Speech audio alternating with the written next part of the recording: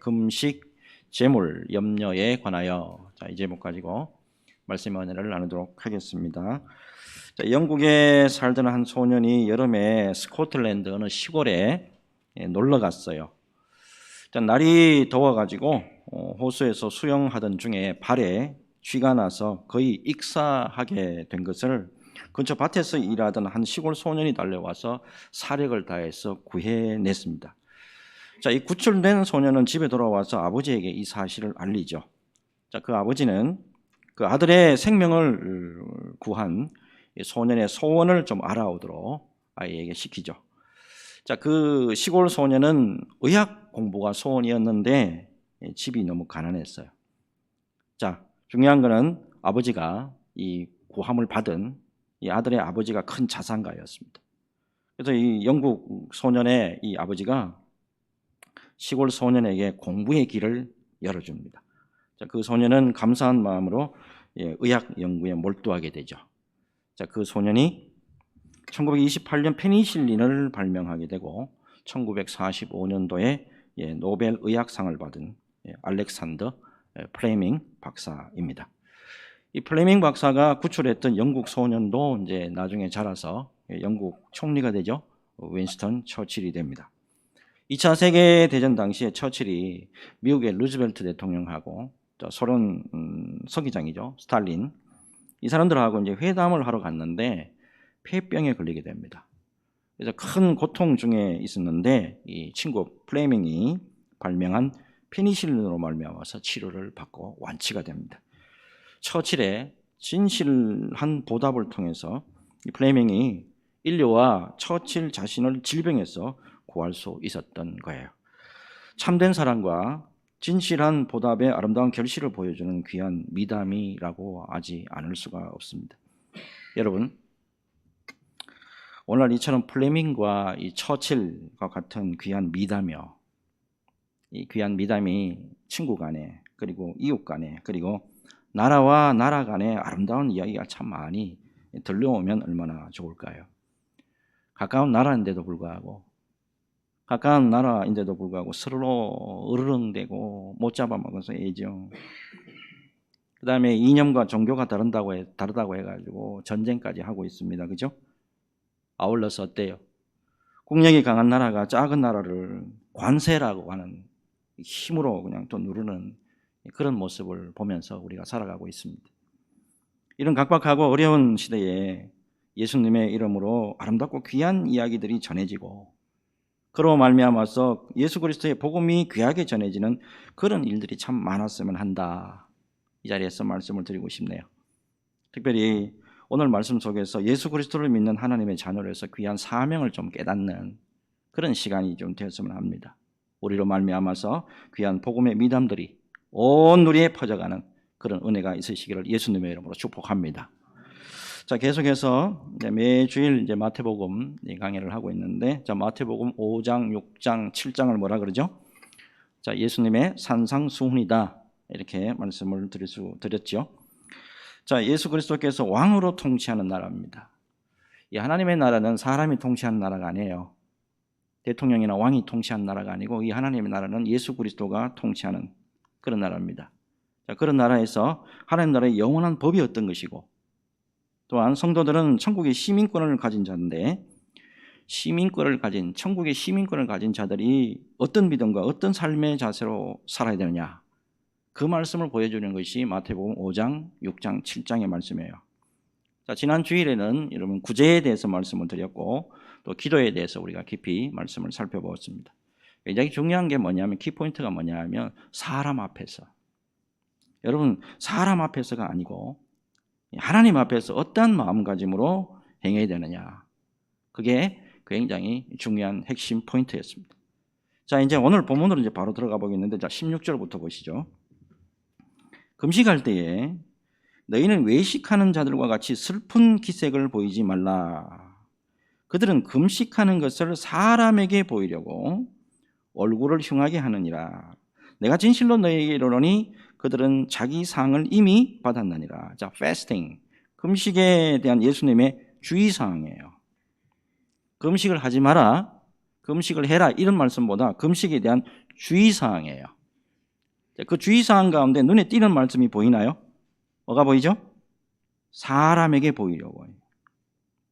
예수님이 외식적인 이 사람에게 보이려고 하고 사람에게 자꾸 나타내려고 하는 그런 행위에 대해서 예수님이 지금 따끔하게 지적하고 계시는 거예요. 당시 구약의 말씀에 따라서 국가적인 차원이나 개인적인 차원에서 금식이 행해졌습니다. 자, 가장 금식에 대해서 대표적인 말씀이 레위기 16장 29절에서 31절 말씀이죠. 한번 보세요. 너희는 영원히 이 규례를 지킬지니라.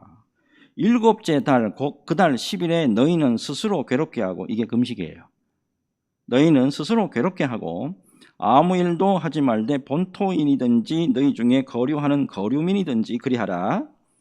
그날에 너희를 위하여 속죄하여 너희를 정결하게 하리니 너희의 모든 죄에서 너희가 여호와 앞에 정결하리라.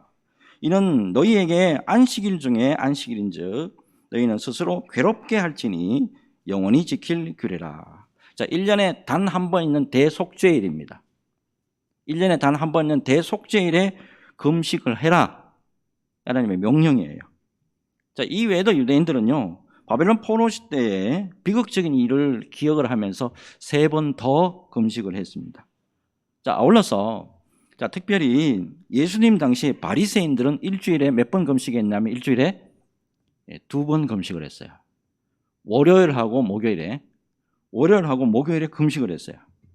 자, 이게 금식을 했느냐, 금식을 하지 않았느냐, 이게 지금 문제가 아니에요.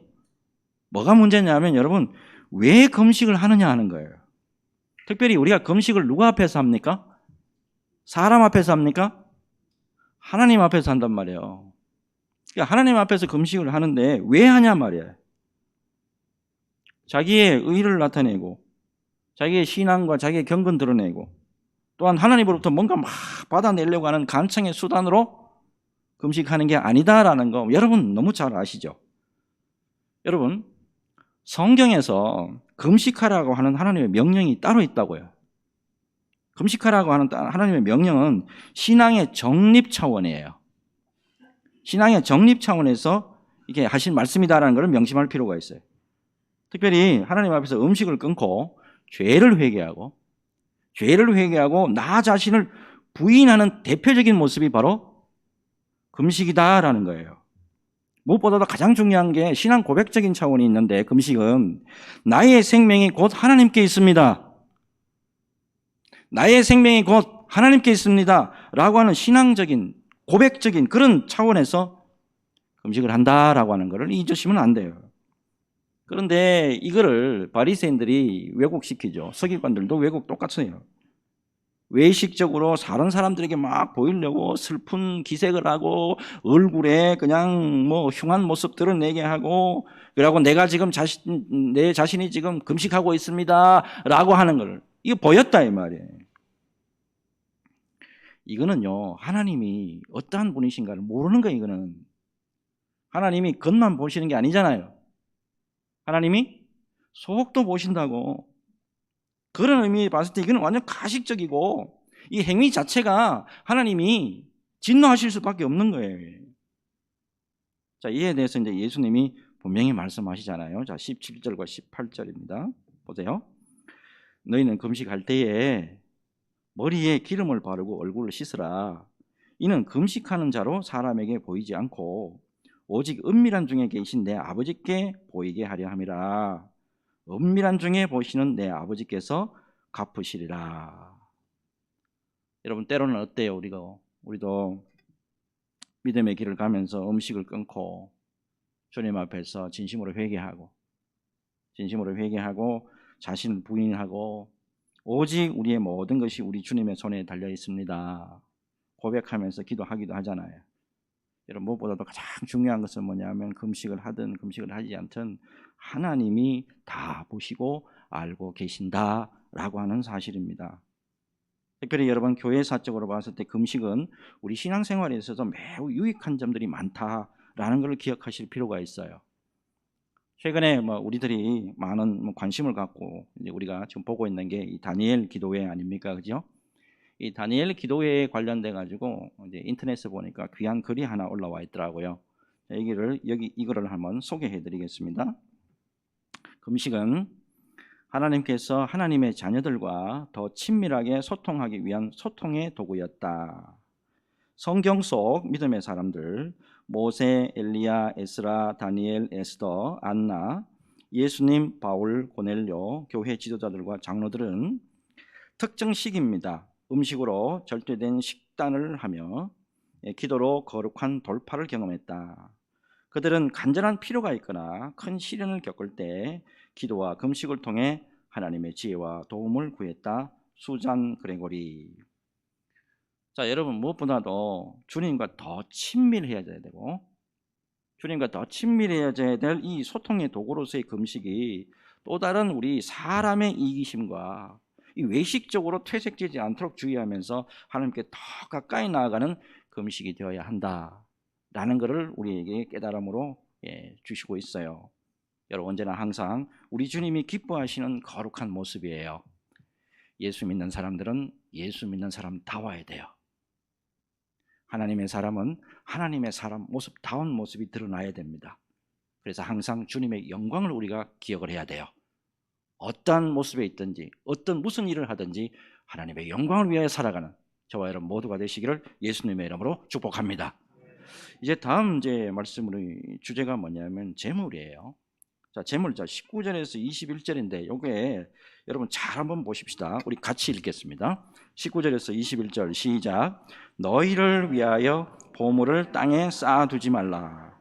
거기는 좀과 동록이 해하며 도둑이 구멍을 뚫고 도둑질하느니라.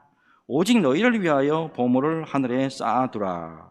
거기는 좀이나 동록이 해하지 못하며 도둑이 구멍을 뚫지도 못하고 도둑질도 못하느니라. 내 보물이 있는 그곳에는 내 마음도 있느니라. 아멘. 자, 20절에 눈에 띄는 말씀이 있나요? 오직 누구를 위하여? 오직 너희를 위하여 보물을 하늘에 쌓아두라 그랬단 말이에요. 여러분, 재물, 부를 축적하는 거 말이에요. 돈을 버는 거. 이거를 나쁘다, 선하다 이렇게 말할 수 있나요? 돈 벌고 재물을 축적하고 부를 축적하는 것 나쁘다, 선하다 말할 수 있나요? 그럴 수 없습니다. 왜냐하면 재물 자체, 물질 자체가 가치 중립적인 것 때문에 그래요. 그런데 문제는 뭐가 문제냐면 돈을 사랑해서, 문제는 재물을 사랑해서 자신을 위해서 땅에다 쌓아두는 게 이게 문제다라는 거예요. 그게 19절에 나오잖아요. 너희를 위하여 보물을 땅에 쌓아두지 말아라 하는 거예요. 여러분, 재물을 사랑하고 돈을 사랑함으로써, 재물을 사랑하고 돈을 사랑함으로써 참 많은 문제들이 교회 안에서도 파생되어 왔습니다. 사도 바울이 오죽하면 자기 후배 목회자예요. 디모데에게 이런 편지를 썼잖아요. 디모데 전서 6장 10절을 보면 돈을 사랑함이 일만하게 뿌리가 되느니, 돈이 일만하게 뿌리가 아니에요. 돈을 사랑함이 일만하게 뿌리가 되나니 이것을 탐내는 자들은 미혹을 받아 믿음에서 떠나 많은 근심으로서 자기를 찔렀도다 이렇게 표현하고 있다고요. 돈, 재물을 사랑해서 아나니아와 삽비라 어때요? 베드로가 무슨 말합니까? 너희가 어떻게 성령을 속이느냐? 너희가 어떻게 성령을 속이느냐? 이렇게 말씀했다고요. 성령을 거스르는 죄. 이것 때문에 공회 사람들이 보는 데 앞에서 죽어갔다고요. 또 재물을 사랑해서 가룟 유다 어때요? 은 30에 4개월치에 해당하는 월급밖에 안 된다고. 은 30에 스승을 팔고 구세주를 팔고 하나님을 팔고 영생마저 포기하는 비극의 주인공이 되고 말았다 이 말입니다. 무엇보다도 예수님의 권면 말씀이 24절입니다. 24절 보면 한 사람이 두 주인을 섬기지 못할 것이니 혹 이를 미워하고 저를 사랑하거나 혹 이를 중히 여기고 저를 경히 여김이라. 너희가 하나님과 재물을 겸하여 섬기지 못하느니라.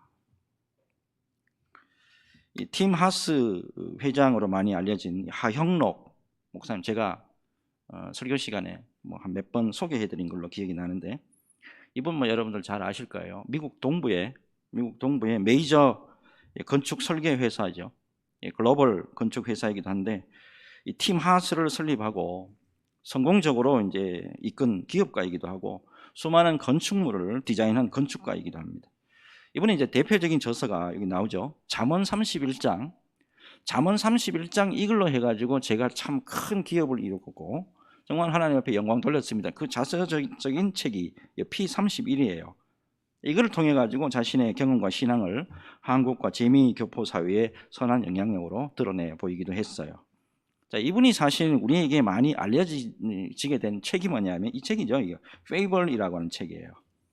이 책을 딱 들여다보면 이분이 심장 이식을 몇 번이나 하냐? 2번씩이나 합니다. 심장 수술이 아니고 심장 이식이에요. 여러분, 심장 이식 수술을 받는 것도 이게 쉽지 않는데 나에게 맞는 심장을 찾는 거 이거 정말이지 어렵다 그래요. 2년 돼가지고 기다리다가 2년 만에 드디어 자기에게 맞는 심장이 나타났어요. 그런데 그 심장을 받지 않으면 이틀 내로 죽을 수밖에 없는 병원 옆방에 여자가 있었답니다. 놀랍게도 그 하목사님이 이거를 양보합니다. 심장을 여러분 다른 이에게 주었다. 자기에게 와야 될 심장을 2년 동안 기다렸는데 이거를 딴 사람에게 줬다 그러니까 병원 안에 있는 일하는 모든 사람들이 다 충격받은 거예요.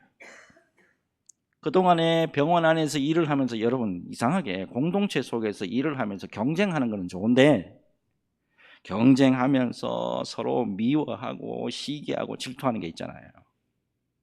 근데 지금 이 이야기가 전해지고 난 다음에 그 병원 안에 어떤 변화가 생겼냐면 모두가 서로 이해하고 사랑하고 배려하는 모습으로 변화됐다는 거 아닙니까? 여러분, 무엇보다도 하 목사님이 돈보다는 사랑과 베품 그리고 하나님을 향해서 돈을 쓰는 모습으로 이 변화된 거, 이 계기가 된 게 굉장히 인상적이에요. 2번씩이나 심장 이식을 하면서 이제 어떤 기도를 했느냐 하면 간단하게 그렇게 기도했대요. 하나님 살려주세요. 하나님 살려주세요. 하나님 살려주세요. 2번씩이나 이걸 기도한 거예요. 근데 그렇게 해가지고 일단은 심장 이식을 이제 성공리에 마치고 살아났단 말이에요. 근데 또 세 번째 또 심장이 안 좋아가지고 또 병원에 갑니다. 이번에도 주님 살려주세요. 이번에도 주님 살려주세요라고 하려니까 너무 민망하더라는 거지. 기도를 바꿉니다. 어떻게 기도를 바꾸냐면 하나님 제 심장을 고쳐주시기 전에 제 인생을 고쳐주옵소서. 이렇게 기도하면서 이제는 하나님 내가 하나님을 위해서 이제 일하겠습니다. 이제는 하나님 나를 위해서가 아니고 이웃을 위해서 일하겠습니다. 이렇게 기도하면서 이 사람이 혁명적으로 변화가 됩니다. 진정으로 그때부터 시작해서 하늘에 보화를 쌓아두는 그런 선한 일을 많이 하게 된단 말이에요. 그전에도 이분이 돈이 많았어요. 이분이 굉장히 부한 그런 사람이었단 말이에요. 근데 땅에다 다 쌓아놓았단 말이에요. 하지만 그 이후로 하늘에 보화를 쌓아두는 일을 함으로써 더 많은 은혜와 더 많은 영광이 그분을 통해서 나타났다라고 하는 사실입니다. 여러분, 우리에게 주신 재물이에요. 우리에게 주신 재물을 하늘 곳간에 쌓아둠으로써 하나님의 놀라운 구원 역사가 넘쳤으면 하는 마음 참 간절합니다. 여러분, 이 은혜로 언제나 주님의 영광의 도구로 쓰임받는 저와 여러분 모두가 되시기를 예수 그리스도 이름으로 축복합니다. 자, 이제 마지막으로 이제 염려에 대한 말씀이 나왔죠. 자, 염려. 자, 이것도 우리 실생활에 있어서 매우 중요한 것 중에 하나예요. 자, 25절 같이 읽겠습니다. 같이 읽습니다. 시작. 그러므로 내가 너희에게 이르노니 목숨을 위하여 무엇을 먹을까 무엇을 마실까 몸을 위하여 무엇을 입을까 염려하지 말라. 목숨이 음식보다 중하지 아니하며 몸이 의복보다 중하지 아니하냐. 아멘. 자, 이 말씀 바로 앞에 말씀에서 연장된 말씀이잖아요. 앞에서 이 땅에 재물에 집착하지 말고 하늘에 보물을 쌓아둬라. 예수님이 말씀하셨잖아요. 특별히 여러분, 하늘에 보물을 쌓아두는 이런 삶을 사는 가운데 혹시나 있을 수 있는 이 세상의 삶에 대한 염려, 우리가 열심히 교회를 위해서, 성도를 위해서 열심히 살아가지만 그럼에도 불구하고 세상에 대한 염려가 전혀 없느냐? 없지 않을 수가 없잖아요. 자, 그때 주신 말씀이란 말이에요. 자, 참고적으로 여기서 우리말에 염려라는 말 나오죠. 띄워보세요. 염려. 헬라어로 메림나오입니다. 메림나오. 요게 이제 뭘로 이제 영어로 어떻게 번역을 해놨냐면 worry라고 번역을 해놓고 있어요. 자, worry. 이거 어원을 보면 물어 뜯는다 이런 뜻이에요. worry. 물어 뜯는다. 그리고 또 하나 뜻이 있는데 짐승이요. 이빨로 목을 꽉 물어가지고 질식해서 죽인다. 이런 의미도 여기 worry 여기에 들어있다고. 그래서 염려라는 게 무슨 뜻이죠? 그러면 사람의 목을 꽉 물어요. 누가 물까요? 누가 물까요? 사람의 목을 꽉 물어가지고 숨을 틀어막고 힘과 기능을 상실하게 해서 죽음의 골짜기로 밀어넣는, 이게 바로 염려다 이 말이에요. 그렇기 때문에 염려라는 게 결단코 우리에게 백해무익하다 라는 걸 우리에게 알려주는 말씀이잖아요. 이어서 여러분, 그런 삶의 염려에 대해서 예수님이 계속 말씀해 주시고 있는데, 자 26절 봅시다. 공중의 새를 봐라. 심지도 않고 거두지도 않고 창고에 모아들이지도 아니하되 너희 하늘 아버지께서 기르시나니 너희는 이것들보다 귀하지 아니하냐. 공중에 날아다니는 새를 말씀하시면서 너희는 이것들보다 귀하지 않냐. 너희들은 하나님의 형상으로 지음받은 거야. 너희들은 예수님의 십자가의 피로 속량된, 놀랍도록 구분된 사람이야. 거룩한 사람들이야 라고 말씀하시는 거잖아요. 그렇기 때문에 당연히 우리 모두가 어느 피조물보다도 소중한 존재예요. 내가 소중하다면 다른 사람 모두가 다 소중하단 말이에요. 아울러서 27절을 보면 너희 중에 누가 염려함으로 그 키를 한 자라도 더할 수 있겠느냐 그랬잖아요. 키. 여러분 성경 한번 들여다보세요. 성경 보면 키 앞에 이 이렇게 돼 있습니까? 작은 글씨로. 이 이렇게 돼 있을 거예요. 그래서 성경 나나주를 한번 보면 또 뭐라고 돼 있죠? 또는 목숨 이렇게 돼 있잖아요. 예, 그래서 여러분 염려한다고 해가지고 조금이라도 목숨, 염려한다고 해가지고 조금이라도 생명이 연장되겠느냐? 예, 그런 의미의 말씀이에요. 다시 말씀드려서 염려라는 게 뭐예요? 그러면 마음을 상하게 하고 영적인 침체만 가져오게 할 뿐이지 아무 유익이 없다 이 말이에요. 자, 이런 이제 말씀을 주시면서 특별히 생활의 염려에 치우쳐 있는 사람들에게 예수님이 책망까지 하십니다. 주의의 말씀이 아니고 책망까지 말씀하신데, 자 30절 우리 같이 읽습니다. 같이 읽습니다. 시작. 오늘 있다가 내일 아궁이에 던져지는 들풀도 하나님이 이렇게 입히시거든 하물며 너희 일까 보냐 믿음이 작은 자들아. 예수를 믿는 사람들은 예수 안에서 새 언약의 백성들이다. 새 언약의 백성들이다. 여러 수십 번 듣잖아요. 중요한 건 뭐냐면 이 언약의 백성들을 하나님이 끝까지 책임지신다. 하나님이 약속하신 새 언약의 백성들은 끝까지 책임지신다. 그런 의미로 주신 말씀이라고. 이게 출애굽 시대를 여러분 우리가 생각해 보면 어때요? 출애굽할 때 150만 명에서 200만 명이 쏟아져 나왔어요. 150만 명에서 200만 명이 쏟아져 나왔는데 하나님이 단 한 명도 굶게 하거나 옷을 입혀가지고 헐벗게 했느냐? 아니다 이 말이에요. 신명기 8장 4절에 이렇게 말씀하시잖아요. 이 40년 동안에 네 의복이 헤어지지 아니하였고 네 발이 부르트지 아니하였느니라. 뿐만 아니고 가나안 땅에 들어가가지고 모든 땅들을 다 점령할 때까지 하나님이 끝까지 책임져 주셨다 이 말입니다. 무엇보다도 우리 예수 믿는 사람들은 하나밖에 없는 독생자를 십자가에서 죽이시면서까지 우리 하나님이 구원시켜 주신 존재들이에요. 절대 우리 하나님이 당신의 백성들을 버리고 외면하지 않는다 라는 것을 여러분 믿음으로 받으시기를 바랍니다. 그렇기 때문에 여러분 깊이 새겨야 될 말씀이 이제 31절에서 33절 마지막으로 주시고 있는 거예요. 자, 같이 읽습니다. 31절에서 33절 시작. 그러므로 염려하여 이르기를 무엇을 먹을까 무엇을 마실까 무엇을 입을까 하지 말라. 이는 다 이방인들이 구하는 것이라. 너희 하늘 아버지께서 이 모든 것이 너희에게 있어야 할 줄을 아시느니라. 그런즉 너희는 먼저 그의 나라와 그의 의를 구하라. 그리하면 이 모든 것을 너희에게 더하시리라. 아멘. 하나님의 나라와 그의 의를 구하면 필요한 것은 일일이 구하지 않아도 하나님이 다 주신다는 그 말씀이죠. 특별히 제가 질문 하나 드려볼게요. 그의 나라와 그의 의를 구한다. 그의 나라와 그의 의를 구한다. 이거 무슨 뜻입니까, 이게? 어떻게 하는 게 이게 그의 나라와 그의 의를 구하는 거예요? 자, 오늘 이제 본문, 요 앞뒤 문맥을 잘 보셔야 됩니다.